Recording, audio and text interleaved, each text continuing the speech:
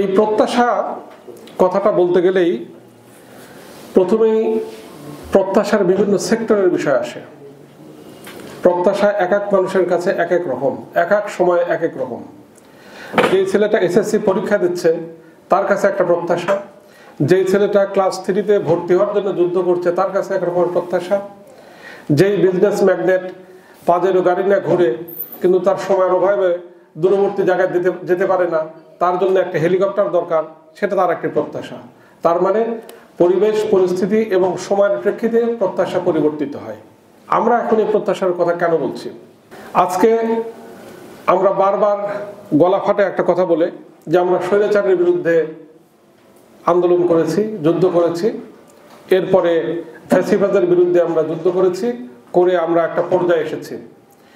এই পর্যায়ে এসে তার মানে একটি পরিবর্তিত পরিস্থিতিতে আমাদের প্রত্যাশা। তাহলে বুঝতে হবে যে আমাদের লোটাস ভাই খানিকটা বলেছেন, আমার অগ্রজ সাংবাদিক, তিনি বলেছেন যে আমরা কোথায় ছিলাম, কি কি প্রবলেম ছিল, what's are the problems with the first government.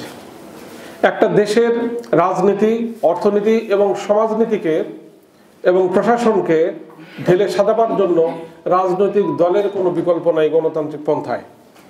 সুতরাং আমাদের বিশ্বাস যে রাজনৈতিক পন্থাতেই আমাদের ভবিষ্যৎ বাংলাদেশ কেমন হবে, এই বিষয়টাই আজকের মূল প্রতিপাদ্য।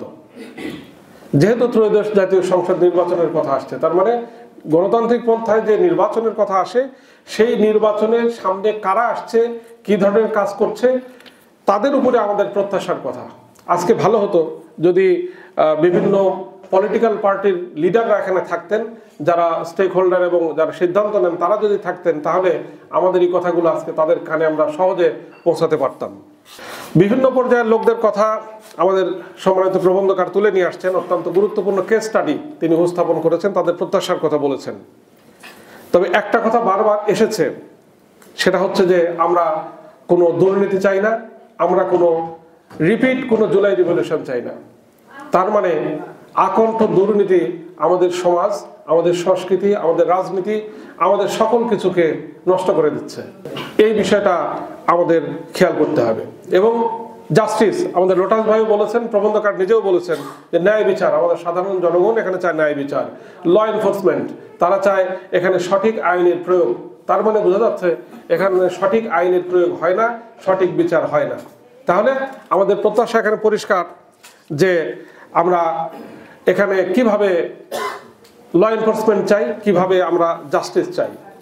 সর্বশেষ যে কথাগুলো আমি বলতে চাই সেটা হচ্ছে যে আমাদের সম্মানিত সভাপতি মহোদয় তার স্বাগত ভাষণে আমাদের ইতিহাসের কথা বলেছেন। যে কোনো জাতির ইতিহাস, যে কোনো জাতির একটি উন্নয়নের পথে, অগ্রগতির পথে প্রধান যে ভিত্তি সেটা হলো ইতিহাস। সেই ইতিহাস সুনির্দিষ্ট, নিরপেক্ষ এবং সঠিক হওয়া উচিত, সেটা আমাদের সম্মানিত সভাপতি স্যার তার বক্তব্যে বলেছেন। এবং যে বিষয়টা আমাদের কাছে এখন আমরা বুঝতে পারছি সেটা হচ্ছে সব থেকে বড় সমস্যা, আমাদের এই দুর্নীতির কথা বলি, আমাদের রাজনৈতিক ক্যাওস বলি, আমাদের সহিংসতার কথা বলি, সব কিছুর মূলে হচ্ছে যে আমাদের অনেস্টি নাই। Honesty of the political leaders, honesty of the stakeholders of the country, honesty of the persons who are liable, who are responsible for governing this country, যারা এই দেশকে পরিচালনা করার জন্য দায়িত্বপ্রাপ্ত, তাদের ভিতরে যদি অনেস্টি থাকে, তাহলে এই অনেস্টি দিয়ে, এই সততা দিয়ে আমি আমার জবাবদিহিতা নিশ্চিত করতে পারি। তাহলে আমি অবৈধ ক্ষমতা চাইব না, আমি অবৈধভাবে সন্ত্রাস করব না, আমি অবৈধভাবে জবরদখল করব না।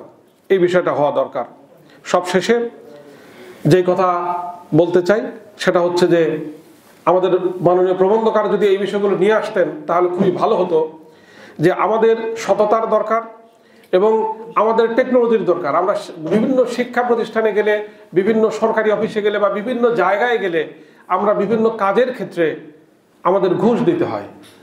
এটা একটা বড় দুর্নীতির একটি অংশ। আমাদের কাজগুলো গতিশীল নয়, বছরের পর বছর দিনের পর দিন ফাইলগুলো পড়ে থাকে। যদি অটোমেশন হতো তাহলে অটোমেটিক এখানে কাজ হতো। সুতরাং আমাদের টেকনোলজির সঠিক ব্যবহার যদি আমরা করতে পারি আমাদের বিভিন্ন সেক্টরগুলোতে এটা কাজ হয়।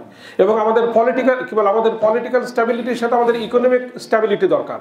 আমাদের অর্থনৈতিক যদি স্থিতিশীলতা না থাকে তাহলে এটা সম্ভব না। ছোট্ট একটা দেশ, যেটুকু আয় হয় সেই আয় পুরোটাই খেয়ে যায় আমাদের শকুনেরা। এই শকুনদের ব্যাপারে আমাদের সতর্ক থাকতে হবে। এবং আমাদের যুব সমাজ যারা আগামী গত দিনে বুক চিতিয়ে রক্ত দিয়েছে, আমাদের মহান মুক্তিযুদ্ধ বলেন, আমাদের ভাষা আন্দোলন বলেন, 24-এর গণঅভ্যুত্থান বলেন, যেখানেই বলেন না কেন, সেখানে যে যুব সমাজ বুক চিতিয়ে রক্ত দেয়, এই যুব সমাজকে সামনে এগিয়ে আসতে হবে দায়িত্ব নেওয়ার ক্ষেত্রে। এবং সবশেষে যে জিনিসটা, আমাদের মানুষ এবং মানবিকতার বিষয়টাকে বিশেষভাবে লক্ষ্য রাখতে হবে। আমি যদি মনে করি যে আজকে আমি যেখানে দুর্নীতি করছি, এই ঘটনা যদি আমার সাথে ঘটে, আমি কি দুর্নীতি করব? আমি যেখানে সন্ত্রাস করে একজন মানুষকে হত্যা করছি, সেখানে যদি আমি আমার সন্তানকে হত্যা করতে যাই, এটা করতে পারবো? এই দায়বোধ, বিবেকবোধ যদি আমাদের ভিতরে থাকে, তাহলে আমাদের আগামীর বাংলাদেশ অত্যন্ত সুন্দর এবং সুস্থ হবে। সুতরাং আগামী নির্বাচনে যে সমস্ত রাজনীতিবিদরা নির্বাচিত হবেন তারা যেন দুর্নীতি মুক্ত হন, তারা নিজেদের ভিতরে সকল প্রকার অন্যায় অবিচার থেকে নিজেদেরকে বিরত রাখেন, এবং যাদেরকে দল বরখাস্ত করেছে বিভিন্ন জায়গায় অপহরণ করার কারণে, তাদেরকে ডেকে নিয়ে আবার যদি আমরা নমিনেশন দিই, আবার নির্বাচন দিই, তাহলে কিন্তু আবার ওই ধরনের পুনরাবৃত্তি ঘটবে।